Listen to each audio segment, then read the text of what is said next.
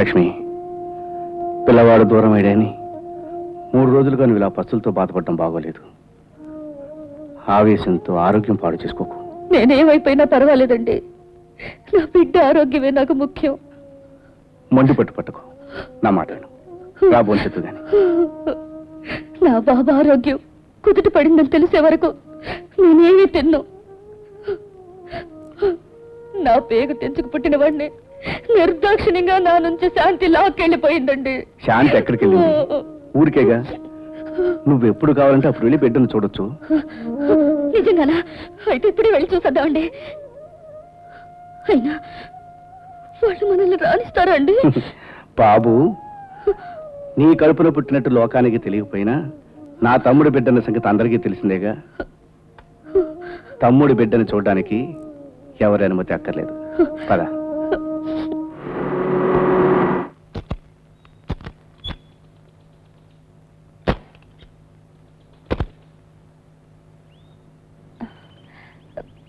శాంతి, శాంతి. ఎవరు?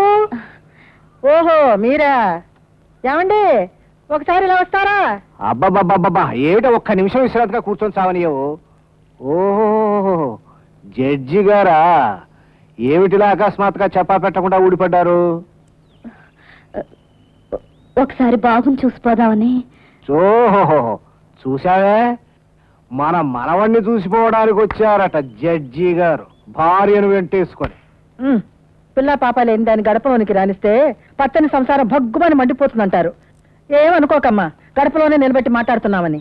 మా మనవడు వాళ్ళమ్మతో ఎక్కడో లోపల ఉన్నాడు, తర్వాత చూడొచ్చు, వెళ్ళండి.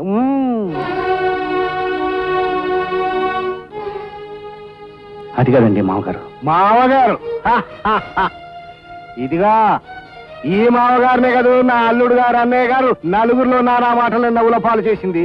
నా వ్యాపారానికి సున్నా చుట్టి నా మొహాన పంగనామాలు పెట్టింది. అల్లుడు గారిల్లే కదా అని గడప తొక్కితే నన్ను నా కూతుర్ని వేరు చేసి నా వేలుతో నాకన్నే పొడిచింది. ఇంత చేసి మళ్ళీ ఏ మొహం పెట్టుకుని వచ్చావయ్యా? బాబు పేరు చెప్పి మళ్ళీ బంధుత్వం కలుపుకుందామనా? వెళ్ళవయ్యా, ఎలా? పదండి, వెళ్ళిపోదాం. సంస్కారం లేని వాళ్ళ గడపలకు రావడం మనదే పొరపాటు. పదండి. లక్ష్మి, ఉండు లక్ష్మి. ఈ విషయం శాంతికి తెలిస్తే బిడ్డను తీసుకుని మన దగ్గరికి పరిగెత్తుకొస్తుంది. శాంతి, శాంతి. ఏం కావాలి? శాంతి, బాబెలా ఉన్నాడమ్మా? ఒక్కసారి చూడిస్తావా? వీల్లేదా? బంధుత్వం కన్నా నా బాబు ఆరోగ్యమే నాకు ముఖ్యం. మీ నీడ కూడా వాడి మీద పడ్డ నాకు ఇష్టం లేదు. పదండి.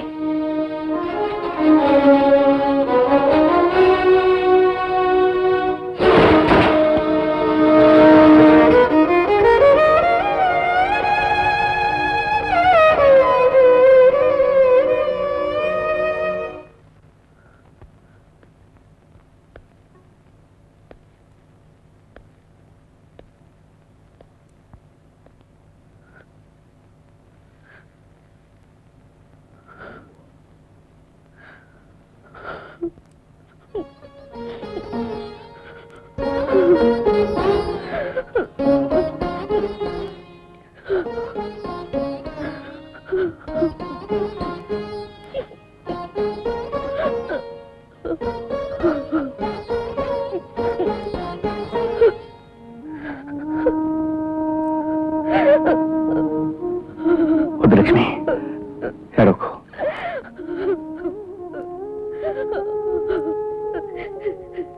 ఏమండి, మనం ఏమనుకున్నాం?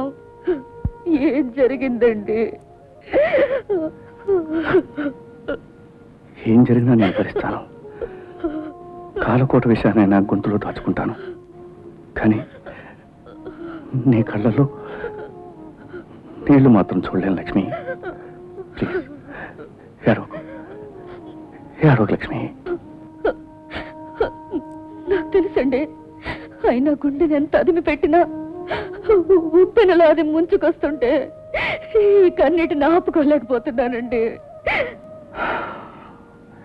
నాకు తెలుసు లక్ష్మి, నువ్వు ఆడదాని కనుక బయటపడుతున్నావు. కానీ క్షణక్షణం లోపల దహిస్తున్న అగ్ని పర్వతాన్ని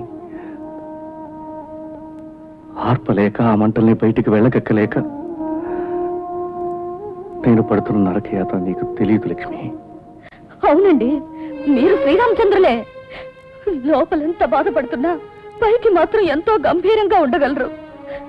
ఆనాటి శ్రీరామచంద్రుడు తన తమ్ముడి కోసం సామ్రాజ్యాన్నైనా వదులుకోగలిగాడే గాని కన్న బిడ్డను మాత్రం పరాయి తల్లికి ఇవ్వలేదు.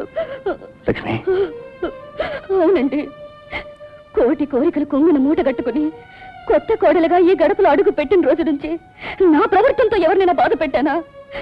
తల్లి లేని కృష్ణుణ్ణి నా బిడ్డ కన్నా మిన్నగా పెంచానే గాని నాకు బిడ్డలు కలగలేదన్న చింతని ఎవరికన్నా తెలియజేశానా?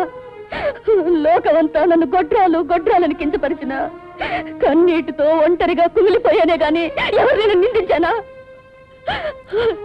నా కలలు పండి గర్భవతినై బిడ్డను కన్నా ఆనందంలో తేలిపోతున్నప్పుడు పేగు తెంచుకు పుట్టిన నా బిడ్డను పరాయి తల్లికి ఇచ్చేయమంటే నీ మాట కాదన్నానా?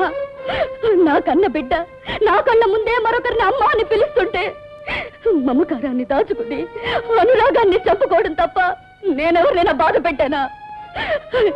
ఎంత బాధైనా నాలోనే దాచుకున్నాను, ఎన్ని కన్నీళ్ళైనా నాలోనే ఇముడ్చుకున్నాను, ఎంత అవమానాన్నైనా నేనే భరించాను. ఏది కాదండి, బిడ్డ కోసం ఇంటికి వెళితే కన్న కూతురేని మీరు అనుకున్న శాంతి మీ కళ్ళ ముందే విసురుగా వెళ్ళిపోయి తీరని అవమానం చేసిందే, అది భరించలేకపోతున్నానండి. ఆ సమయంలో కడుపు మండి లోకం విస్తుపోయేటట్టు ఆ బిడ్డ నీ బిడ్డ కాదు నా బిడ్డే అని నేను గొంతు చించుకుని నిజం చెబితే చెప్పలేదు కదండి. ఎందుకని? మీ మీద గౌరవంతో. కానీ ఇప్పుడు నేను పోగొట్టుకున్న దాన్ని నాకు తిరిగి ఇవ్వగలరా? నాకెవరున్నారండి? నా ఎడారి బతుకులో ఏడవడం తప్ప నాకేం మిగిలిందండి.